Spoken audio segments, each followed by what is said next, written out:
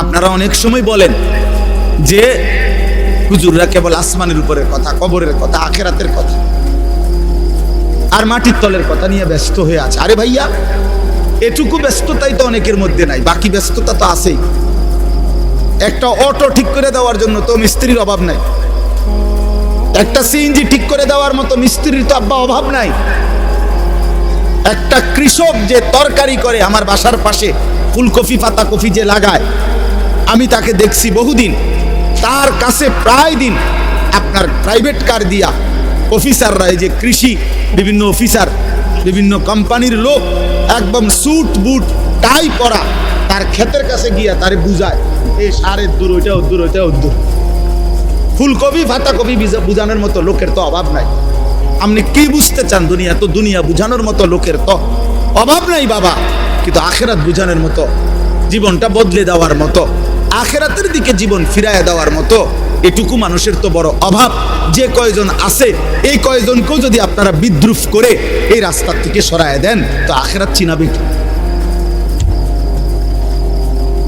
আল্লাহ চিনাবে কে? তাই আখেরাত চিনাবে কে বাপ? এটা বুঝা দরকার আমার ভাই। একথা স্পষ্ট বুঝবেন প্রতিটা বিবেকবান নওজোয়ান ভাই, তোমরাও বাবারাও একথা বুঝবেন। এই কোরআন সুন্নাহর ইলম আর দুনিয়ার সমস্ত জেনারেল ইলম, এই জেনারেল শিক্ষার যত পড়া আর এই কোরআন সুন্নাহর পড়ার একটা মৌলিক পার্থক্য হলো, জেনারেল শিক্ষার সমস্ত পড়ার মূল টার্গেট এই দুনিয়ার আয়োজন, দুনিয়ার জীবন উপভোগ করার জন্য যত অত্যাধুনিক, যত প্রযুক্তি, যত সহজকরণ, যত আধুনিকায়ন হইতে পারে, এটা হলো জেনারেল শিক্ষার মূল মাকসাদ। আর খোদার কসম, কোরআন সুন্নাহর শিক্ষার মূল মাকসাদ আখিরাতের আয়োজন। এখানেই তফাৎ, এখানেই তফাৎ। আপনি আমগরে দুর্বল ভাইবেন না। আমার বিষয়ের উপরে আমি পড়ি, আমি আপনার বিষয় কেমনে বুঝতাম? আপনি যে আমার বিষয় বোঝেন না, কথা বোঝেন নাই। এখানে মৌলিক পার্থক্য। ভোগের এই দুনিয়া যত আধুনিক, যত মজাদার ভাবে জীবন উপভোগ করা যায়, এটা হলো বস্তুবাদী দুনিয়ার, এই আধুনিক দুনিয়ার স্লোগান। গোটা ইউরোপের সমস্ত পড়ালেখা, গোটা ইউরোপের সমস্ত মেশিনারি, সমস্ত গবেষণার সব কিছুই হলো এই প্রথম আসমানের নিচে মাটির উপরের এটুকু আয়োজন। আর কোরআন সুন্নাহর মূল আয়োজন আখিরাতের আয়োজন। এখানেই মৌলিকত্ব, পার্থক্য। এজন্য এক হবে না কোনোদিনও, কোনোদিনও না। ইসরাফিলের ফু পর্যন্ত কোনোদিনও না। আপনি পদার্থ জীববিজ্ঞানের শতভাগ কোরআনের মতো বানাইতে পারতেন না, আর কোরআন সুন্নাহর ইলমকে আপনি পদার্থ জীববিজ্ঞান বানাইতে পারতেন না। এখানে মৌলিকত্ব ভিন্ন, এখানে চিন্তাধারাটাই ভিন্ন। আমি যাচ্ছি ঢাকার দিকে, আপনি যাইতেছেন চিটাঙের দিকে, তা আমরা আগামী 300 ঘন্টা পরেও আমরা এক হবো কিভাবে? আপনি গেছেন গা চিটাগাং, আপনি গেলে সামনে আগাইলে কক্সবাজার যাবেন, আমি সামনে আগাইলে হয়তো ফরিদপুর যাব, নয়তো উত্তরবঙ্গ। আমরা তো দুইজন চলছি দুই দিকে, দুইজন চলছি দুই দিকে। এরপরে দেখেন, জীবন, দুনিয়া, এই দুনিয়ার সব কিছু আল্লাহই সৃষ্টি করেছেন, আল্লাহই সৃষ্টি করেছেন। আবার আখিরাত আল্লাহই বলেছেন। কিন্তু কোরআন এবং সুন্নাহর মধ্যে শত শত আয়াত, নবীজির শত শত হাদিসের মধ্যে দুনিয়া এবং দুনিয়ার জীবনটাকে আল্লাহ তাআলা এবং তার নবী সাল্লাল্লাহু আলাইহি সাল্লাম একদম তুচ্ছ, হেয়, হীন করে তুলে ধরেছে। কোরআন দুনিয়াকে একদম তুচ্ছ করে তুলে ধরছে, আখিরাতকে অনেক মহান করে তুলে ধরছে। রাসূলুল্লাহ সাল্লাল্লাহু আলাইহি সাল্লামের হাদিস দুনিয়াকে একদম তুচ্ছ করে তুলে ধরছে, আখিরাতকে অনেক মহান করে তুলে ধরছে। আল্লাহ তাআলা কোরআনুল কারীমের মধ্যে বলছে, ওমা হাযিহিল হায়াতুদ দুনিয়া ইল্লা লাহবুন ওয়া লাইব। এই কথাটা কোরআনে বারবার আছে। আল্লাহ বলছে, বান্দা শোনো, দুনিয়ার জীবন আর কিছুই নয়, শুধুই তামাশা, শুধুই খেলাধুলা। তামাশা, তামাশা। এই বিল্ডিং 10 তলা, তামাশা। 80 লাখ টাকার গাড়ি, তামাশা, তামাশা। 10টা ফ্যাক্টরি তামাশা, তামাশা। সাজগোজ, এই ফ্যাশন, এই রূপচর্চা। হায় নওজোয়ান, তুমি তোমার দেহ চর্চা করছো, কতভাবে চুল ফিরাইলা, কত প্রসাধনী ব্যবহার করলা, নিজের শরীরের ফিটনেস ধরে রাখার জন্য কত আয়োজনই করলা। আল্লাহর কসম নওজোয়ান, সেদিন খুব সামনে, যেদিন তোমার দেহের প্রতিটা অঙ্গ তোমার বিরুদ্ধে সাক্ষ্য দেবে। ওয়াশাহিদা আলাইহিম সামউহুম ওয়া আবসারুহুম ওয়া জুলুদুহুম। বলেন কান, চোখ, ও জুলুদ মানে সমস্ত চামড়া, সারা দেহের চামড়া। আল্লাহ তাআলা বলছে, বান্দা তোমাদের কর্মকাণ্ড সম্পর্কে আমি আল্লাহর সামনে সাক্ষ্য দেব, সাক্ষ্য দেবে। আল্লাহ তাআলা বলছে, ইন্নামা বাগিয়ুকুম আলা আনফুসিকুম। এই বান্দা, তোমরা যে প্রতিনিয়ত আমার রাস্তা ছেড়ে উল্টো পথে চলছো, বাগিয়ুন, সীমা লঙ্ঘন করছো আমার হুকুমের সাথে, তো মনে রেখো এটা প্রত্যেকটাই তোমাদের উপরেই বর্তাবে, আমার উপরে না। আমার আসমান ছোট হবে না, আমার জমিন ছোট হবে না, আমার সূর্য বন্ধ হবে না, আমার চাঁদ ছোট হবে না। তোমরা সবাই নাফরমানি করলেও আসমান ছোট হয় না, আমার জমিন সংকুচিত হবে না। এটা তোমার বিরুদ্ধে যাবে, আলা আনফুসিকুম, তোমাদের বিরুদ্ধে। তোমার চুরি তোমার বিরুদ্ধে দাঁড়াবে, তোমার জিনা তোমার বিরুদ্ধে দাঁড়াবে, তোমার নর্তকী দেখা তোমার বিরুদ্ধে দাঁড়াবে, তোমার সুদের একটা একটা টাকা তোমার বিরুদ্ধে বলবে। ইন্নামা বাগিয়ুকুম আলা আনফুসিকুম। আল্লাহ তাআলা বলছে, কুল বিতামাত্তা, কুল তামাত্তা বিকুফরিকা কালিলা। বান্দা, তুমি তোমার নাফরমানি নিয়ে অল্প কয়টা দিন দুনিয়া ভোগ করো, আমি তোমারে বুঝাবো, আমি তোমারে বুঝাবো। অল্প, কালিলা। দুনিয়াকে আল্লাহ তুচ্ছ করে দিছে। কুল মা ইনদাল্লাহি খায়রুম মিনাল লাহবি ওয়া মিনাত তিজারা। একটা উদাহরণ শুধু শুনেন। সাহাবায়ে কেরাম জুমার নামাজের দিন রাসূলুল্লাহ সাল্লাল্লাহু আলাইহি সাল্লামের প্রথম জামানায় জুমার নামাজের পরে খুতবা হইতো। এখন জুমার খুতবা হয় কখন? কথা বলেন না। ঈদের নামাজের খুতবা হয় কখন? আগে জুমার খুতবাও এরকম পরে হইতো। নবীজির জামানায় প্রথম বিধান ছিল এমন, পরে আল্লাহর হুকুমে আবার বদলাইছে হুকুম। তো একদিন জুমার নামাজ নবীজি আদায় করে ফেলছে, জুমার নামাজ শেষ, এখন নবীজি সাল্লাল্লাহু আলাইহি ওয়াসাল্লাম খুতবা দিতে দাঁড়াইছে। ঠিক এই টাইমে মদিনার বাজারে পাইকার ব্যবসায়ীদের যে পাইকারি মাল দেয়, এই পাইকার আসছে। তখনকার যুগে এই পাইকার আসলে মানে বাঁশি দিয়া ফুঁ দিত। তো এই নির্দিষ্ট এই ফুঁ এটা শুনলে, আমরাও ছোটবেলায় বাঁশি হুমলে বা এমনি টুংটুং শুনলে বুঝলাম আইসক্রিম আইসে, বুঝছেন না? এটা আমরা বুঝতাম দৌড় দিয়া। পরে কত আমার পুরা মনে আছে, আমার বাসায় আমার আব্বার বা মার এই সিরাপের বোতল, এটা ভালো বোতল, ওষুধ অনেক খাইছে না, এটা কোনা দিয়া ফালাই দিয়া সিরাপ আইসক্রিম খাই লাইছি বোতল দিয়া। বুঝেন নাই কথাটা? আমার দরকার আইসক্রিম, আমি সিরাপ দিয়া করবো কি? মায়ের পরে খুঁজছে যে বোতল, বলছি মা, এটি হালাই দিছি, সিরাপ হালাইয়া মানে ওষুধ ফালাইয়া দিয়া আইসক্রিম খাই লাইছি। তাইলে বাঁশি ফুঁ দিলে তো পাইকার আসছে। তখন নিজাম ছিল, নিয়ম ছিল, পাইকার মনে করেন 15 দিন পরে, 1 মাস পরে একদিন আসতো।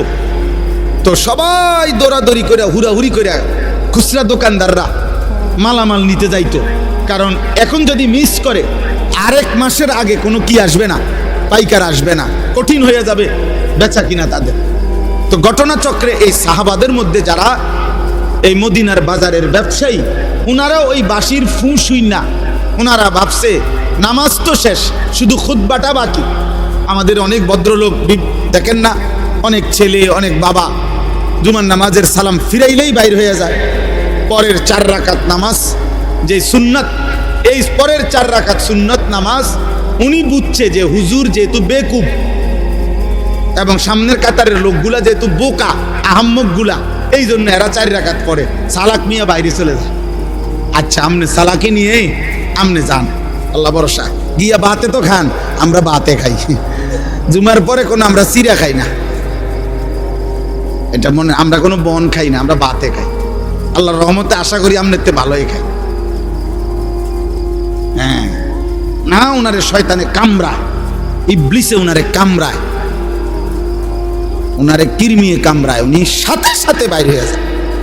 বোকা মানুষ বেটা, কি বুঝাইতে চাইছেন? ইমাম সাহেব বেওকুফ। ইমাম সাহেবের বাপের কান থেকে 4 রাকাত নামাজ আনছে, এটা যদি কোনো কোরআন সুন্নাহ অনুমোদিত না হয়, এটা রাসূলুল্লাহ সাল্লাল্লাহু আলাইহি সাল্লাম সাহাবায়ে কেরাম যদি না পড়তেন, তো এটা ইমাম সাহেব বছরের পর বছর একটি ভুল বেহুদা জিনিস পড়ে। এটা তা আপনার বিবেকে ধরে না? এটা আপনি বের হবেন কেন মিয়া? কেন খামখেয়ালি করবে? জুমার নামাজ কি 2 রাকাত? কথা বলেন, জুমার নামাজ 2 রাকাত, তাইলে 2 রাকাত পড়বেন কেন? আল্লাহ আমাদেরকে বুঝ দান করেন। চলেন তো, এই সাহাবীরা, এই যাদের কথা বলতেছিলাম, উনারা করছেন কি? ওই বাঁশির আওয়াজ শুনে, খুতবা না শুনে চলে গেছেন। ওনাদের হিসাব হইল পরে তো আর মাল পাইতাম না, কষ্ট হয়ে যাবে, তাইলে তো ব্যবসা ক্ষতি হয়ে যাবে। এই শুধু তারা গিয়া মাল কিনছে। খোদার কসম, কোরআন শরীফের মধ্যে আল্লাহ তাআলা একটা পূর্ণাঙ্গ সূরা নাজিল করছে, সূরা জুমআ, এবং ওই সূরার মধ্যে লাস্ট আয়াতে আল্লাহ নিজে বলছে, ওয়া ইযা রাআউ তিজারাতান আও লাহওয়ান ফাদ্দু ইলাইহা ওয়া তারাকুকা কাইমা। আল্লাহ অবাক হয়ে গেছে। আল্লাহ বলতেছে, বন্ধু আয় হায়, আপনার সাহাবীরা এটা কামটা করলো কি? তারা তাদের এই ব্যবসা, এই কথার সাথে আল্লাহ একটা শব্দ ব্যবহার করছে, আও লাহওয়ান, তারা তাদের এই ফালতু দুনিয়ার জন্য আপনার এই খুতবা ছেড়ে দিল আর আপনাকে দাঁড়ানো অবস্থায় রেখে চলে গেল। হায় হায়, কামটা করলো কি? কাজটা করলো কি? এরা গেল কেন? আল্লাহ রীতিমতো অবাক হয়ে গেছে। মহান আল্লাহ বলেন, বন্ধু কাজটা করলো কি? ও তারাকুকা কাইমা, আপনাকে খুতবা অবস্থায় রেখে চলে গেল। কিসের জন্য গেল? ব্যবসা। আও লাহওয়ান, এই তামসা। এই আল্লাহ বলছে তামাশা। সাহাবায়ে কেরাম ফুটবল খেলতে গেছিল, কথা বলে না? সাহাবায়ে কেরাম ফুটবল খেলতে গেছিল, সাহাবায়ে কেরাম মোবাইল টিপতে গেছিল। আপনার মনে হয় এটা সাহাবায়ে কেরাম কোনো ফালতু কাজে গেছিল, বিয়ের দাওয়াতে গেছিল? তাইলে হালাল ব্যবসা, এমনও তো না হারাম ব্যবসা, এটা ওনাদের হালাল ব্যবসার কাজে গেছে। আল্লাহ তাআলা বলছে, হায় হায় হায় হায়, করলা কি? খুতবা ছেড়ে দিয়ে, রাসূলের জবান থেকে খুতবা শোনা বন্ধ করে দিয়ে তোমরা তোমাদের এই তামাশায় চলে গেলা, তোমাদের ব্যবসা করতে চলে গেলা। এবার আল্লাহ বলেন, কুল, হে নবী আপনি বলে দেন ওদেরকে, মা ইনদাল্লাহ খায়রুম মিনাল লাহবি ওয়া মিনাত তিজারা। এই খুতবা শুনলে তোমরা যেই নেকি আল্লাহর কাছ থেকে পাইতা, আল্লাহ বলে, খোদার কসম বান্দা, তোমাদের এই 1000 লক্ষ কোটির ব্যবসা এবং তামাম দুনিয়ার এই তামসার চাইতে খুতবার দ্বারা আল্লাহ যা দিত তা অনেক ঊর্ধ্বে, অনেক ঊর্ধ্বে, অনেক ঊর্ধ্বে। ভুল করলা তোমরা, ভুল করলা। কেন খুতবা শোনা ছেড়ে দিলা? কি বলেন, নামাজ ছেড়ে দিছে? কি ছেড়ে দিছে? এটা যদি আল্লাহ তাআলা সাহাবায়ে কেরামের এতটা অপছন্দ করে, তাহলে আমাদের 365 দিন, খোদার 1 বছরে, বলো না যুবক, আজ কত দিন হয়? 365 দিনের 1 বছরে কোনো দিন ফজরের নামাজ পড়তে পারলা না। আয় দুর্ভাগা, বদনসিব। এমন মুসলমান কেমনে হইলি? এমন মুসলমান কেমনে হইলি? এমন নাফরমান কেমনে হইলি বাপ? 365 দিনে খোদার 1 বছরে একদিনও মনে পড়ে না? ভোরের আলো তোমারে কোনোদিন দেখবে না, সুবহে সাদিক তোমাকে কোনোদিন দেখবে না, ভোরের মুয়াজ্জিন তোমাকে কোনোদিন দেখবে না। আহা আহা, 5 ওয়াক্ত নামাজ দিনের পর দিন যাদের ছুটে যায়, কি কারণে ছুটে যায়? বলেন না আব্বা, কি কারণে ছুটে যায়? কি কারণে ছুটে যায়? কি দোকানদারি করে লাইছেন এক একজন, কি দুনিয়া উল্টাইছে জানি না। আপনাকে কার ঘরে কি আছে মিয়া? সোফা 1 সেটের বেশি তো বেশিরভাগ ঘরে 2 সেট সোফা নাই। এটা তো আমার ঘরও আছে মিয়া। কি বেশি কামাই করে ফেলছেন দুনিয়া মিয়া। হ্যাঁ, এক সেট সোফা, একটা ডাইনিং টেবিল, 6টা চেয়ার, 2টা খাট, 2টা আলমারি, বাথরুম 2টা, বদনা, বালতি, জগ, মগ, কাঁচের প্লেট, নুনের বাড়ি, আর কি ফার্নিচার এগুলো? আমি এটুকু ফালতু জিনিসের জন্য এত মিথ্যা বললেন, এত টাকা সুদ খান, 30 বছর ধরে সুদের চাকরি করেন, 30 বছর ধরে অবৈধ উপার্জন করেন। আরে হারামখোর, তোর লোভ কোনোদিন শেষ হবে না, খোদার কসম তোর অভাবও কোনোদিন শেষ হবে না। এই কিস্তি চলতে চলতে, সুদ চলতে চলতে, লোন চলতে চলতে কবরে চলে যাইবা, আর আখিরাতে জাহান্নাম ছাড়া আর কিছুই মিলবে না বেটা। কেউ মাতবরি করেন না, আমিও না, আপনিও না। কোন নাফরমান, কোন পাপী, কোন বেনামাজি, কোন চরিত্রহীন যুবক, নারী দেখো, ছবি দেখো, উলঙ্গ দৃশ্য দেখো, জিনা ব্যভিচারের দৃশ্য দেখো, হারাম ছবিতে পড়ে থাকো, মোবাইলের উশৃঙ্খলার উলঙ্গতায় পড়ে থাকো, যুবক নিজেকে চালাক মনে করিস না বাপ। তুই এই সমাজের দুশ্মন, তুই এই জাতির কলঙ্ক। চরিত্রহীন যুবক, তুমি মায়ের অপমান, তুমি বাবার লজ্জা, তুমি ইসলামের অপমান, তুমি আল্লাহর নাফরমান, তুমি রাসূলের দুশ্মন। পৃথিবী তোমারে মনে রাখবে না। এ বাতে খাইতে পারবা, দুনিয়ায় ভোগ করবা, বেডি সেবার, নারী সেবা, শরীর নাপাক করবা, নষ্ট করবা, অবৈধ বীর্যপাত হবে, হারাম বীর্যপাত, খালাস, আর কিছু হবে না। দুনিয়া মনে রাখবে না বাপ। শহীদ শরীফ ওসমান হাদি, এই ইমানদার যুবক রহমতুল্লাহ আলাই, আমি আজকে তার কবর জিয়ারত করে আসছি। তো এই ইমানদার যুবক, আমার মাটির এই সাহসী সন্তান, এই ইমানদার যুবক প্রমাণ করেছে একই সাথে ঈমান এবং দেশপ্রেম একসাথ করে শুক্রবার জুমার নামাজ পড়ে গুলিবিদ্ধ হয়ে মহান আল্লাহর কাছে নিজেকে পেশ করছে। আল্লাহ বলছে, হাদি তোর প্রতি ফোঁটা রক্তের বিনিময়ে আমি লক্ষ কোটি মানুষের চোখের পানি ঝরাইয়া দিলাম। সে 5 ওয়াক্ত নামাজ পড়তো, সে ফজরের নামাজ পড়তো, প্রতিদিন ফজরের নামাজ পড়তো, সে আল্লাহর কোরআনের হাফেজ ছিল, সে রাসূলুল্লাহ সাল্লাল্লাহু আলাইহি সাল্লামের হাদিস স্পষ্ট বিশুদ্ধ কোরআন পড়তে পারতো, হাদিস পড়তো। তার বাবা আলেম ছিলেন,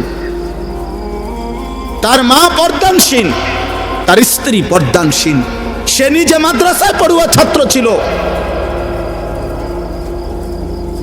হ্যাঁ বাবা, একই সাথে তার কলিজায় ঈমান ছিল, একই সাথে তার কলিজায় দেশপ্রেম ছিল।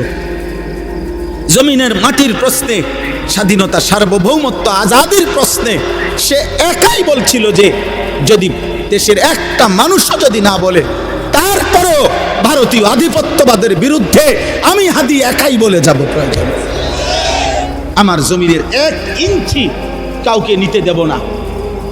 জমিনের পাহারাদার ছিল, এই মাটির পাহারাদার,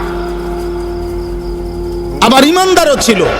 এই জন্য দোস্ত, রাজনীতি আরো অনেকে আগেও করছে, এখনো করবে, কিন্তু এই পরিমাণ মানুষের চোখের পানি অঝরে ঝরানো, এটা কঠিন, এটা কঠিন, এটা কঠিন। আজকেও আমি যখন দেখছি, তখনও দেখছি যে জিয়ারত করতেছে সাধারণ মানুষ, যেই দেখলাম যে সব কাঁদতেছে, সব কাঁদতেছে।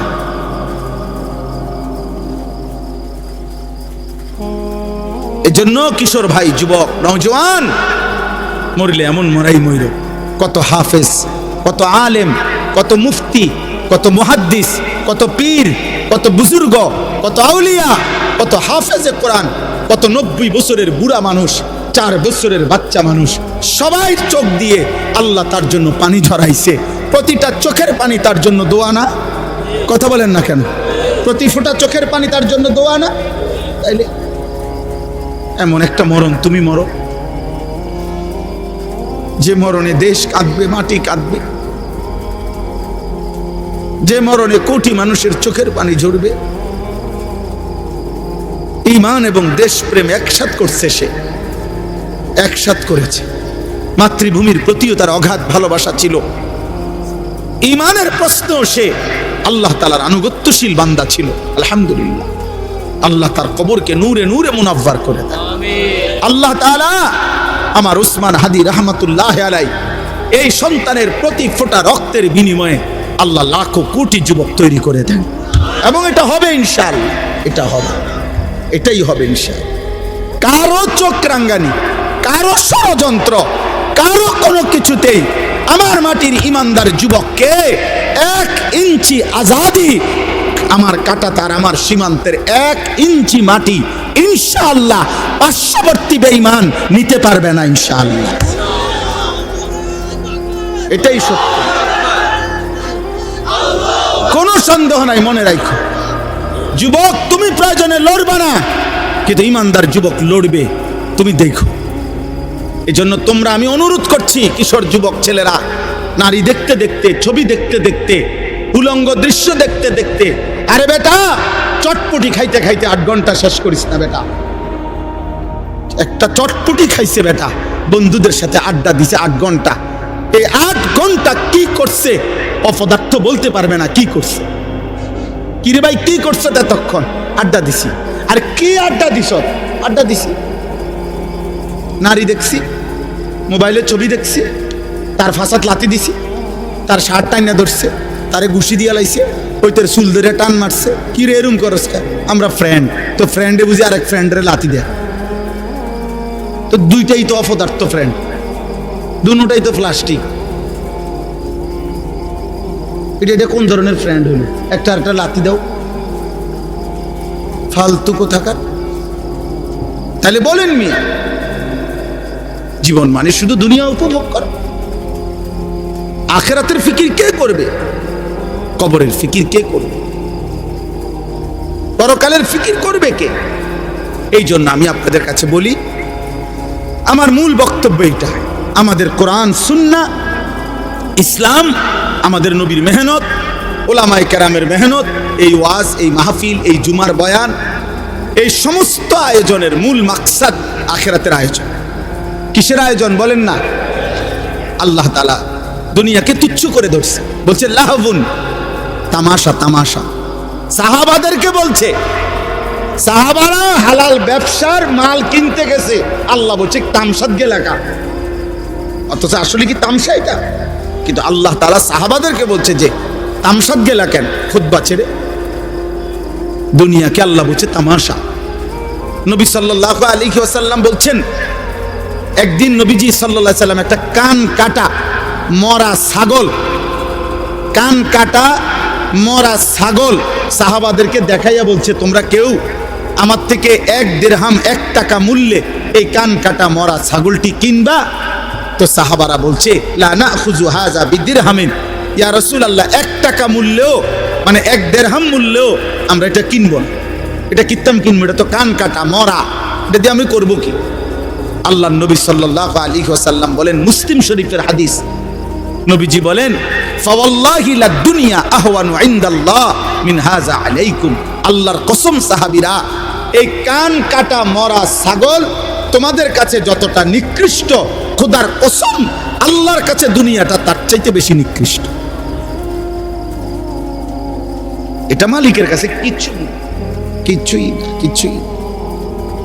না। হ্যাঁ, আমরা এক একজনে মানে এই বিল্ডিং একখানার গদ্দুয়ার গদ্দুর কইরা বাপসা কথা কয়, যে কি মুখ দিয়া কয় না নাক দিয়া কয় বোঝা যায় না।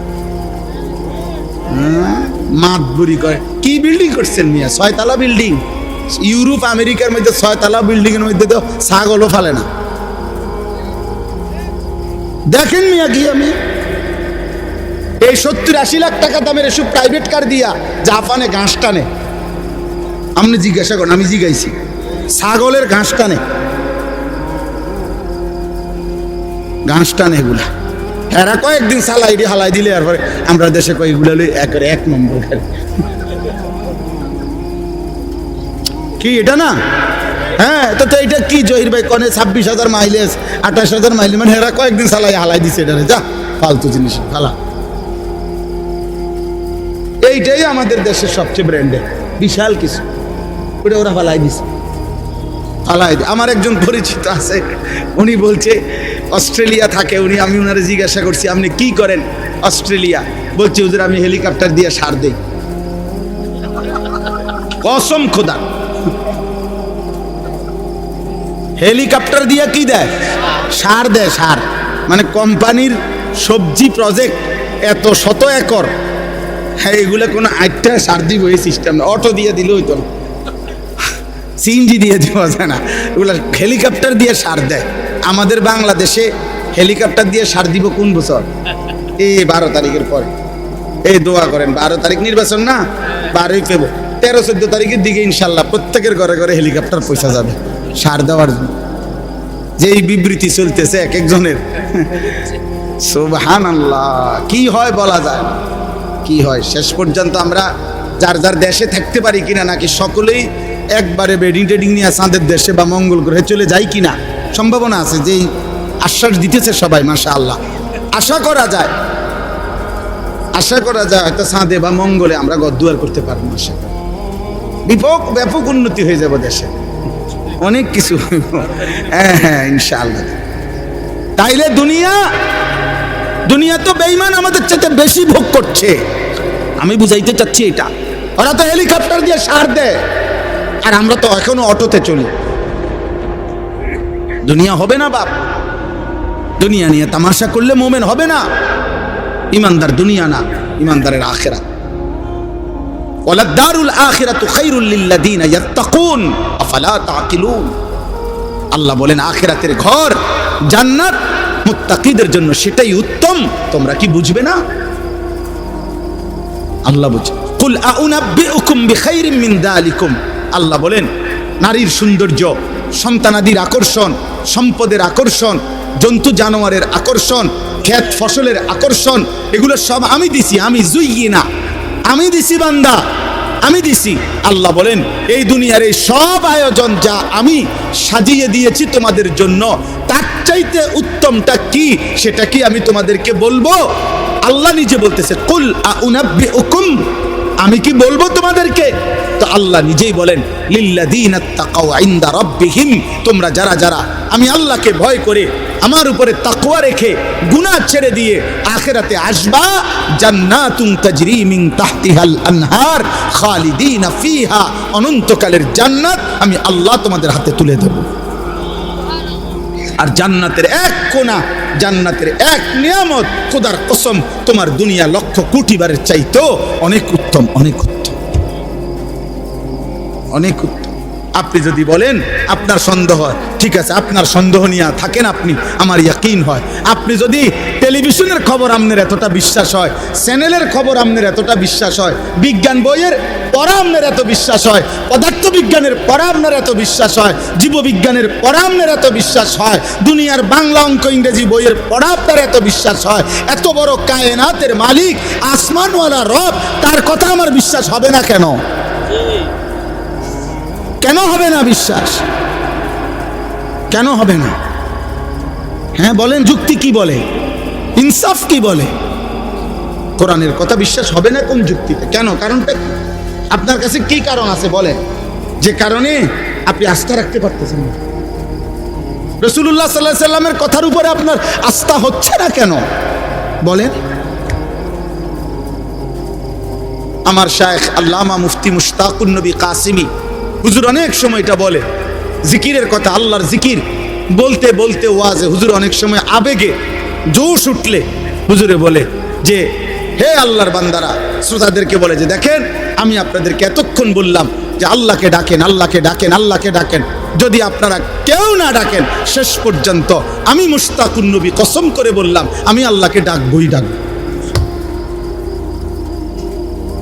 ঠিক তেমনি ভাবে আপনারা হাজারবার প্রত্যাখ্যান করেন, নওজোয়ান ভাই তুমি আল্লাহকে ছেড়ে দাও, বাকি মনে রাখো যাকে ছেড়ে দিছো ও চিরেই তুমি তার কাছেই যেত। হ্যাঁ নিশ্চিত, নিশ্চিত, কোনো সন্দেহ। আল্লাহ আমাদেরকে তৌফিক দান করেন, আল্লাহ আমাদেরকে কবুল করে নেন। শেষ আমার ওয়াজ, আমার মূল বক্তব্যের কথাই আপনার কাছে, আমার কাছে, কিশোর ভাই, যুবক ভাই, বয়স্ক বাবা, অনেক বুঝমান আমার অনেক ঘনিষ্ঠ মানুষ আছেন এখানে আপনারা, এবং পর্দার আড়ালের মা বোন, প্রত্যেকের কাছে আমাদের মুসলমান, আমরা আমাদের পরিচয় আমরা মুসলিম। অতএব খুদার কসম, এক মোমেন এক মুসলমানের মূল পরিচয় আখিরাত, মূল ফিকির আখিরাত, মূল চেতনা আখিরাত, মূল প্রস্তুতি আখিরাত, মূল আয়োজন আখিরাত। আখিরাত আখিরাত আল্লাহ আমাদেরকে আখিরাতের প্রস্তুতি নেওয়ার তৌফিক দান করেন। আল্লাহ তাআলা বলেন বিসমিল্লাহির রহমানির রহিম, আলিফ লাম মিম। এটা কোরআনের একটা মুজিজা। আল্লাহ তাআলা কোরআনুল কারীমের 29টি সূরার শুরুতে এরকম অক্ষর উল্লেখ করে কোরআনের একটা চ্যালেঞ্জ ঘোষণা করেছেন যে, হে পৃথিবীর সমস্ত মুশরিক বেঈমান, যদি তোমাদের কারো মনে হয় কোরআন আমার বন্ধু মুহাম্মদের বানানো, তাহলে কেউ যদি গল্প, কবিতা, প্রবন্ধ নিজে নিজে লেখে, তাহলে অন্যান্য জ্ঞানী গুণী ব্যক্তিরা সেই গল্প, কবিতা, প্রবন্ধের ব্যাখ্যা করতে পারে। কি বুঝাইতে চাইছে অন্যান্যরা এটা দেখলে বোঝে, কারণ বাংলা পড়ছে এরকম তারও অনেকেই, অঙ্ক পড়ছে এটা তারও অনেকেই, ইংরেজি পড়ছে এটা তারও অনেকেই পড়ছে। তো এই জন্য একজনের লিখা, একজনের কবিতা, গল্প অন্যান্য স্যারেরা, অন্যান্য শিক্ষিতরা এটা বুঝাইতে পারে না, ব্যাখ্যা করতে পারে না। তো আল্লাহ তাআলা বলছে, যদি ভাবো কোরআন আমার বন্ধু মুহাম্মদের বানানো, তো সে আর তোমরা একই জনপদের, একই এলাকার, একই ভাষাভাষী, একসাথেই বেড়ে উঠছ।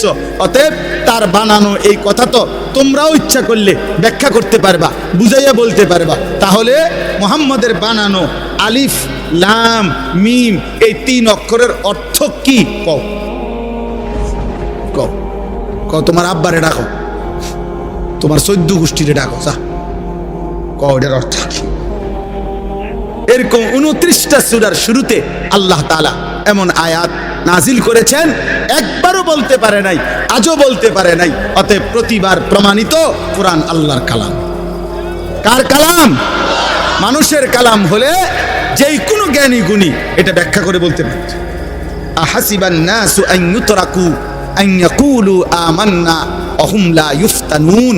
এই যে কথা শেষ। দেখেন হুজুর চলে আসছেন, ইনশাআল্লাহ হযরত বয়ান করবেন। আল্লাহ তাআলা বলেন, মানুষরা কি ভাবলো? এই কথাটা শুধু তর্জমা শুনলেই বুঝবেন। আল্লাহ তাআলা বলেন, আমার বান্দারা কি ভেবেছে যে তারা শুধু মুখে বলবে আমি মুসলমান, আমি মুমিন, এটুকু উচ্চারণ করবে। ভোটার আইডি কার্ড দেখেন, আমার ধর্ম ইসলাম। জন্ম নিবন্ধন সনদ দেখেন, আমার ধর্ম ইসলাম। পাসপোর্টে দেখেন, আমার ধর্ম ইসলাম। হ্যাঁ, মুখে বলবে আমি মুসলমান। আল্লাহ তাআলা বলেন অহুম লা ইফতানুন, আমি আল্লাহ এ শুধু দাবি করবে মুসলমান, আর আমি কোনো পরীক্ষা না নিয়ে আমার বান্দাকে ছেড়ে দেব, জান্নাত দিয়ে দেব। এই কি ভেবেছে বান্দা? এই কি ভেবেছ? আল্লাহ তাআলা এটা জানতে চাইছে। কি ভাবছে বান্দা? আখেরাতে পাসপোর্ট দেখাইবা, আখেরাতে আইডি কার্ড, আখেরাতে জন্ম নিবন্ধন সনদ দেখাইবা? না না, আমি পরীক্ষা নেব, ইমানের পরীক্ষা দিয়ে আখেরাতে জান্নাত নিতে হবে। কি দিয়ে বলেন না? পরীক্ষা দিয়ে। কি দিয়ে বলেন? বলেন না কি দিয়ে? পরীক্ষা দিয়ে। পরীক্ষা। ওয়ালাকাদ ফাতান্নাল্লাযীনা মিন ক্বাবলিহিম, আল্লাহ বলেন প্রত্যেক জামানায় যারাই নিজেদেরকে ইমানের পরিচয় দিয়েছে আমি তাদের পরীক্ষা নিয়েছি। ফালা ইয়ালামান্নাল্লাহুল্লাযীনা সাদাকু ওয়ালা ইয়ালামান্নাল কাযিবিন। পরীক্ষা নিয়ে আমি জেনেছি ইমানের দাবিতে কে সত্যবাদী আর কে মিথ্যাবাদী। এজন্য দোস্ত, আমাদের জীবন পরীক্ষা। দুনিয়াকে বলে দারুল ইমতিহান, পরীক্ষার ঘর। আখিরাত হলো দারুল জাযা, ফলাফলের ঘর। পরীক্ষা দেবেন এখানে, ফলাফল শুনবেন সেখানে। দুনিয়াকে বলে দুনিয়াকে বলে দারুল আমাল, আমলের ঘর। আখিরাতকে বলে দারুল হিসাব, হিসাবের ঘর। দুনিয়াকে বলে দারুল মিহান, মেহনতের ঘর। আখিরাতকে বলে দারুল জাযা, ফলাফল, প্রতিদানের ঘর। মেহনত করবেন এখানে, প্রতিদান পাবেন সেখানে। আমল করবেন এখানে, হিসাব পাবেন ওইখানে। পরীক্ষা দেবেন এখানে, ফলাফল শুনবেন ওইখানে।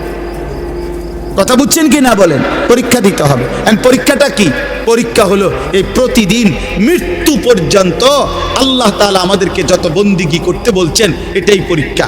প্রত্যেকটা ইবাদত এটাই পরীক্ষা। প্রতিটা গুনাহ ছেড়ে দেওয়া এটাই পরীক্ষা। প্রতিটা আদেশ পালন করা এটাই পরীক্ষা। প্রতিবার নামাজের ওয়াক্ত হয়, এটাই পরীক্ষা। সেজদা দিচ্ছেন না ছেড়ে দিচ্ছেন। প্রতি বছর পরীক্ষা, যাকাত দিচ্ছেন না ছেড়ে দিচ্ছেন। প্রতি রমজান পরীক্ষা, রোজা রাখছেন না নাকি রাখছেন না।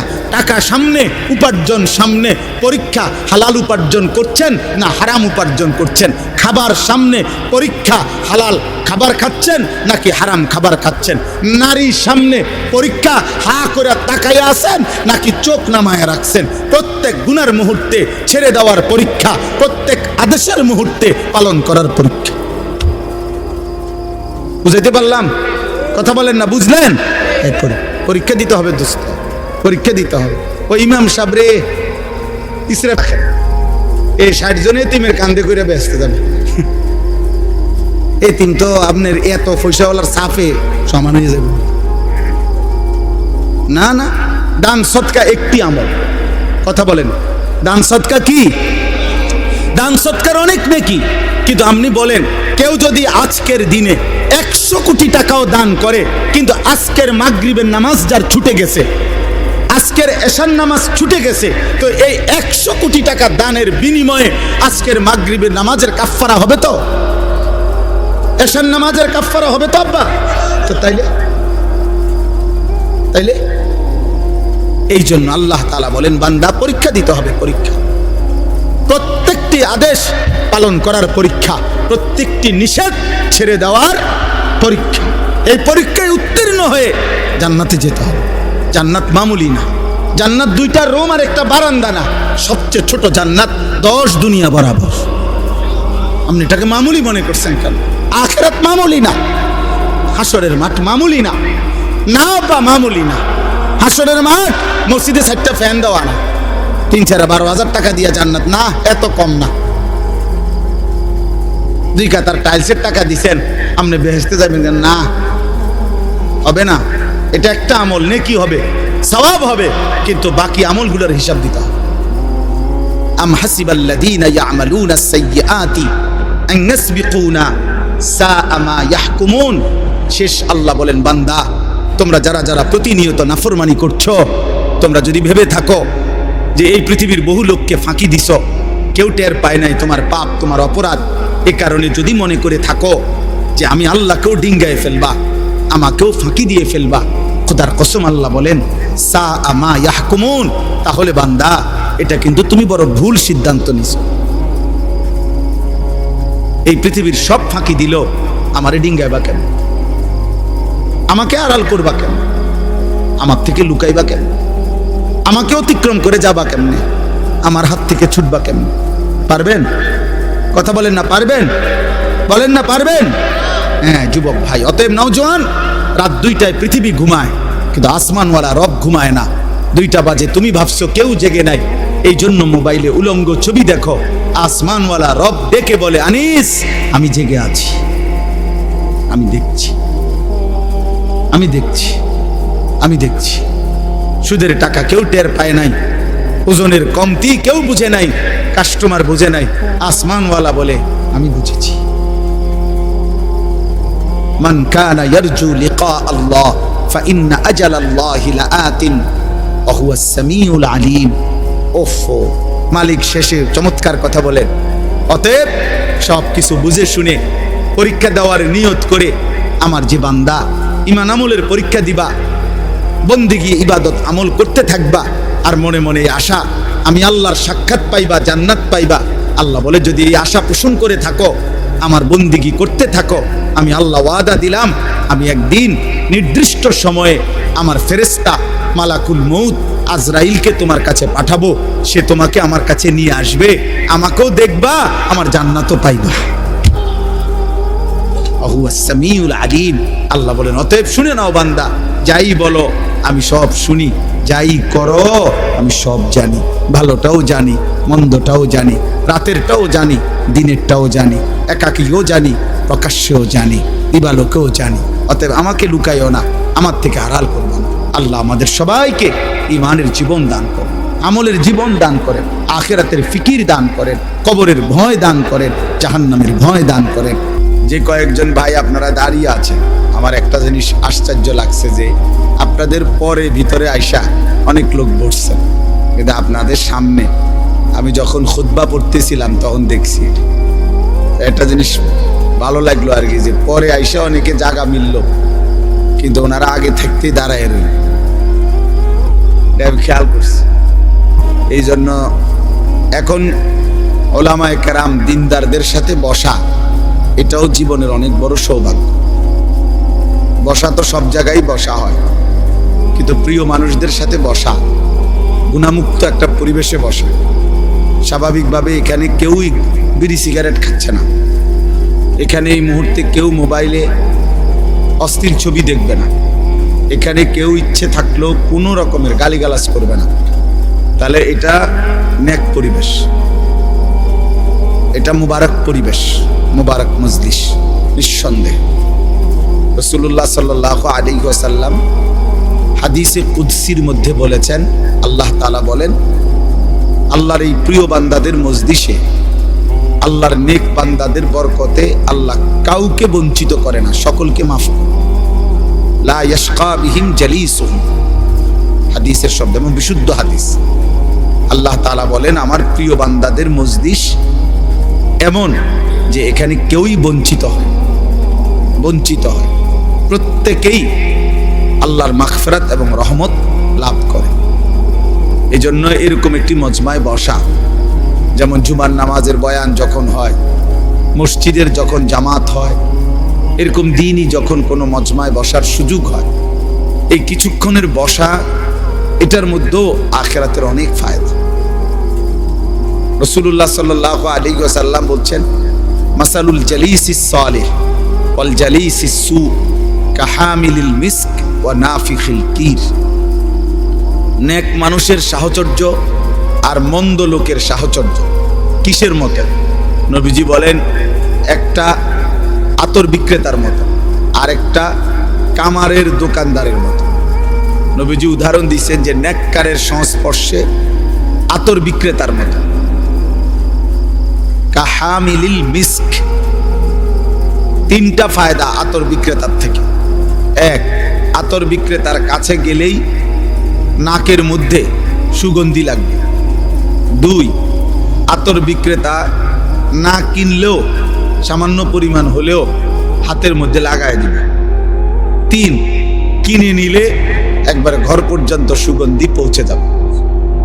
তার মানে এখানে সুগন্ধি ছাড়া লসের কিছু নেই, কমপক্ষে নাকে তো সুগন্ধি ঘ্রাণ লাগবে।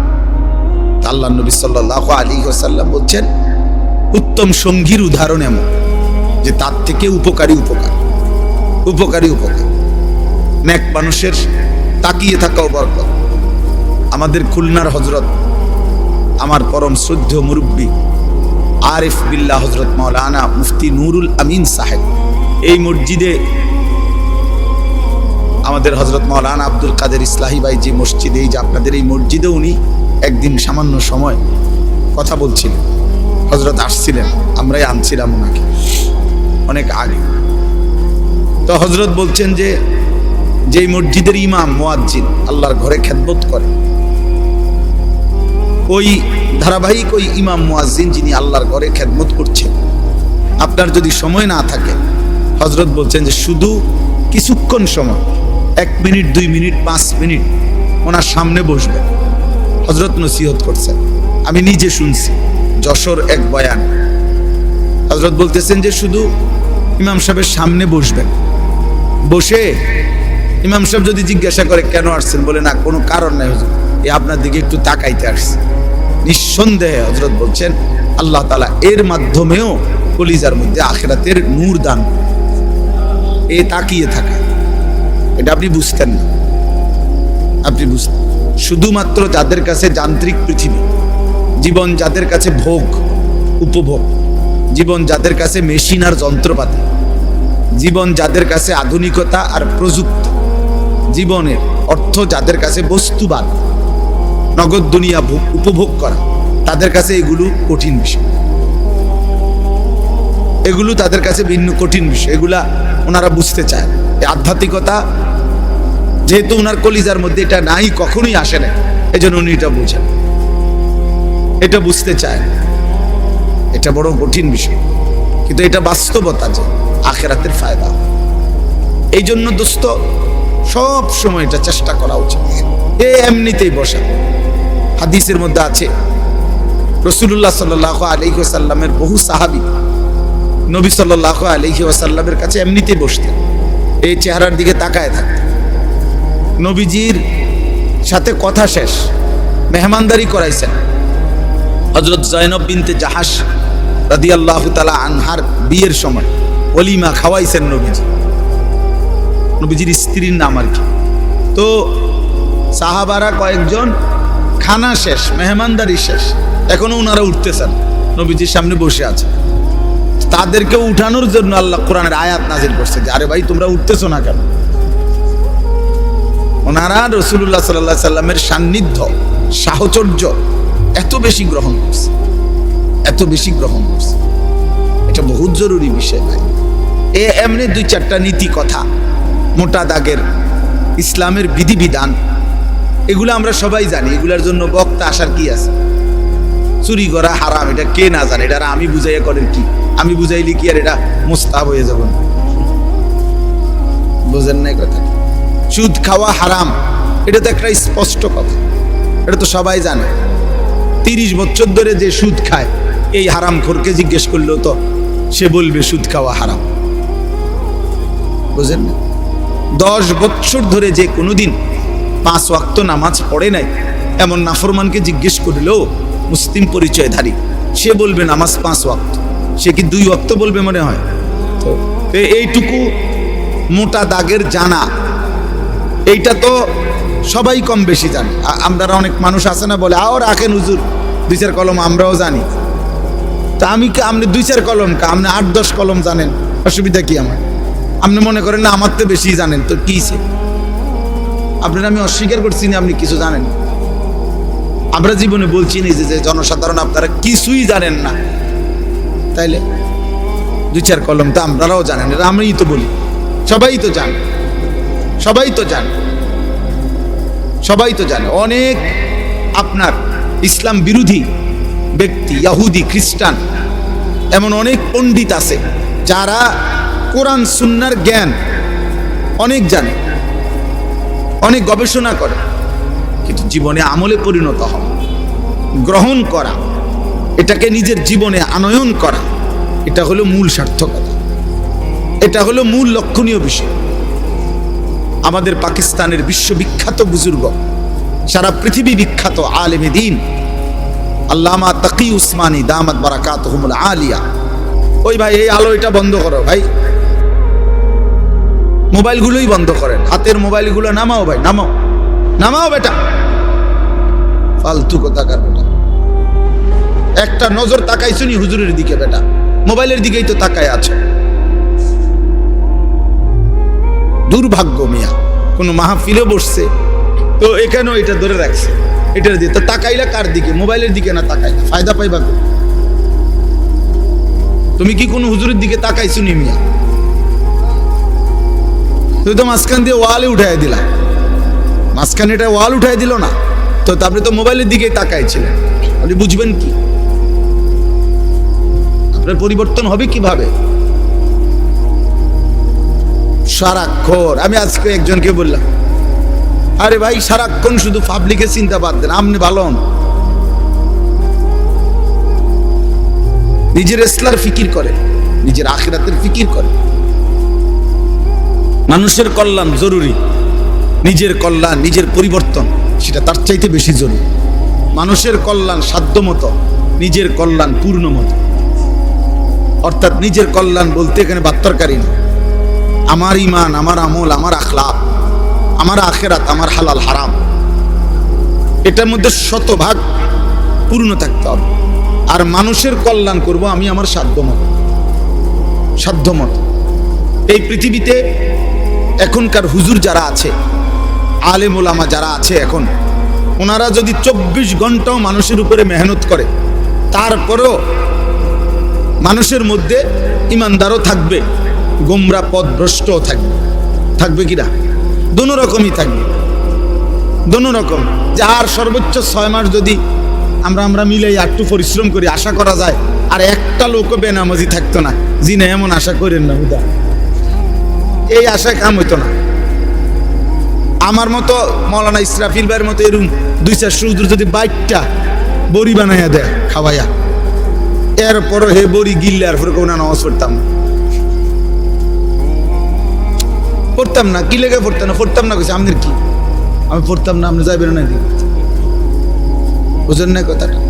এটাই নিয়ম, এভাবেই চলবে পৃথিবীতে, এভাবেই চলবে। আলোর দিকেও ফিরবে, অন্ধকারের দিকেও যাবে, থাকবে এরকম। আলো আর অন্ধকারের মিশেল, এরই নাম দুনিয়া। ভালো আর মন্দের মিশেল, এরই নাম দুনিয়া। দুনিয়া ইমানদার আর নাফরমান এরই মিশ্রণ, এর নাম দুনিয়া। সব ইমানদার যেদিকে ওটা জান্নাত, সব নাফরমান যেদিকে ওটা জাহান্নাম। সব আলো যেখানে সেটা জান্নাত, সব অন্ধকার যেখানে সেখানে জাহান্নাম। এই জন্য বললাম ভাই, আমার প্রথম কথা এটা যে জিন্দেগির পরিবর্তন দরকার, জীবন বদলানো দরকার। কম বেশি কথা আমরা সবাই জানি, আমরা সবাই জানি। মোটা দাগের কিছু কথা বলতেছিলাম, হুজুরের কথা। আল্লামা তাকি উসমানী দামাত বারাকাতুহু, হুজুর এত বড় মাফের আলেমে দ্বীন, পাকিস্তানের শরিয়া বোর্ডের দীর্ঘদিন পর্যন্ত প্রধান বিচারপতি ছিলেন, চিফ জাস্টিস ছিলেন। পৃথিবীর এমন কোনো দেশ নাই যা তিনি সফর করেননি। দুনিয়া মেরে আগে ওনার কিতাব আছে। এই সফরনামার মধ্যে সারা বিশ্ব ভ্রমণের কাহিনী ওনার বই আছে, বাংলাতেও অনুবাদ আছে। তো এই বইতে আছে উনি কানাডা সফর করছেন। ওই কানাডার সফরের কাহিনীর মধ্যে আছে যে কানাডার সবচেয়ে বড় ইউনিভার্সিটিতে ইসলামিক স্টাডিজ বিভাগ আছে, ইসলামী শিক্ষা।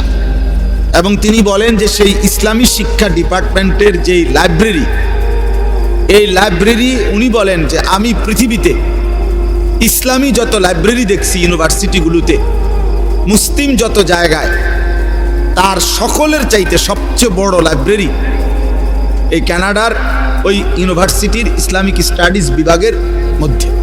এই পরিমাণ আরবি কিতাবাদি তাফসির সব ওখানে আছে, সারা পৃথিবীতে যা ছাপানো হয়েছে। তিনি বলেন যারা সেখানে পড়তেছে ওদের বিষয় হলো এই ধর্মতত্ত্ব, মানে তারা ইসলাম এবং অন্যান্য ধর্মের মধ্যেও আপনার তুলনামূলক বিশ্লেষণ পড়ে।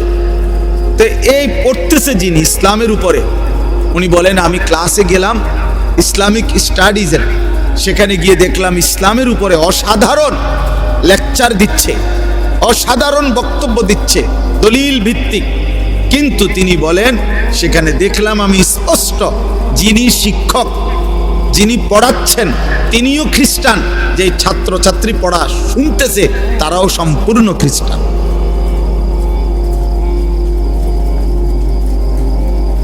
তো কি বুঝলেন দোস্ত?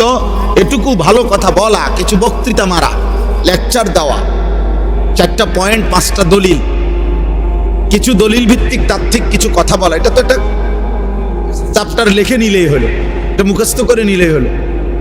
কিন্তু নিজের জীবনে বাস্তবায়ন করা এটা ভিন্ন কিছু, এটা ভিন্ন কিছু। এটা AI শরীফরে কইলেও আপনারা ঠিক করে দিব। অনলাইনের আপনি যেই AI, আপনি ওরেও যদি বলেন যে আমি একটা লেকচার দেবো আগামীকাল সকাল 10টায় একটা প্রোগ্রামে, আমার জন্য তুমি এটা রেডি করে দাও এই বিষয়ের উপরে, সে দেখবেন মহাজ্ঞানী, মহাজ্ঞানী, মহাজ্ঞানী। এটার উপরে সে যতক্ষণ আপনার তথ্য দিতেই থাকবে, দিয়ে আবার লাস্টে আবার বলবে মানে আমি এটা দেব কি আপনাকে, ওইটা দেব কি। তাইলে এতটুকু রেফারেন্স, উদ্ধৃতি, বক্তৃতা, লেকচার, চমৎকার উপস্থাপনা, দলিল ভিত্তিক কথা, এই সব কিছু এক বিষয়। আর জীবনে ঈমান আমল তৈরি করা, জিন্দেগিটা বদলানো বা এটা ভিন্ন বিষয়। আমাদের মিশরের একজন বিশ্ববিখ্যাত ইসলামী স্কলার, চিন্তাবিদ, গবেষক এবং অনেক বড় বুজুর্গ একজন মানুষ আছেন, যিনি একাধারে ডাক্তার এবং একজন ইসলামী চিন্তাবিদ, ডক্টর রাগিব সারজানি। উনি বলছেন, ওনার একটা বই আছে এই বইটার বাংলা অনুবাদ হয়েছে, ফজর আর করব না কাজা বইটার নাম। এই বইটা আছে, উনি বলেন আমি ওনার অঞ্চলে এক জায়গায়, যে আমি একজন লেকচারারের ইসলামের উপরে এবং চমৎকার লেকচার শুনছি একটা সেমিনারে গিয়ে, যে আমরা অতিথি ছিলাম, উনিও আমরাও। তো ওই অতিথি হিসাবে 3 দিন পর্যন্ত আমরা ওইখানে ছিলাম। ওনার লেকচারে আমি মুগ্ধ হয়েছি, কিন্তু 3 দিন পর পর ফজরের নামাজ তিনি বলেন আমি মসজিদের জামাতে পড়ছি, কিন্তু ওই ভদ্রলোককে যিনি চমৎকার ইসলামের উপরে তাত্ত্বিক দলিল ভিত্তিক এমন হৃদয়গ্রাহী বক্তব্য দিছেন, কিন্তু আমি 3 দিনের একদিনও ফজরের নামাজের জামাতে উনাকে দেখি নাই। তৃতীয় দিন পরে 4র্থ দিন আমি ওনার কাছে গিয়ে ভাবছি উনি কোনো অসুস্থ কিনা, শারীরিকভাবে কোনো পেরেশানি আছে কিনা। এজন্য বলছি যে দেখা করতে গেছি, দেখা করতে গিয়ে এরপরে ওনাকে বলছি হযরত জনাব আপনি নিশ্চয়ই কোনো পেরেশানিতে আছেন বা অসুস্থতায় আছেন, আপনাকে ফজরের নামাজে পরপর 3 দিন দেখলাম না, এই জন্য আপনার খোঁজ নিতে আসছি। তখন উনি বলছেন ওই ডাক্তার সাহেবকে, আসলে ডাক্তার সাহেব আমাকে তো প্রতিদিন অনেকগুলো প্রোগ্রামে যেতে হয়, রাত গভীর পর্যন্ত আমাকে জাগতে হয়, জানিনি তো আল্লাহ গাফুরুর রাহিম। মানে কি আল্লাহ গাফুরুর রাহিম? মানে ফজরের নামাজ পড়ে না, বোঝেন নাই কথাটা? ফজরের নামাজ কি পড়ে না, কি বুঝাইলেন? এই জন্য বুঝাইছে আর কি যে আল্লাহ গাফুরুর রাহিম, আল্লাহ আমার মাফ করুন।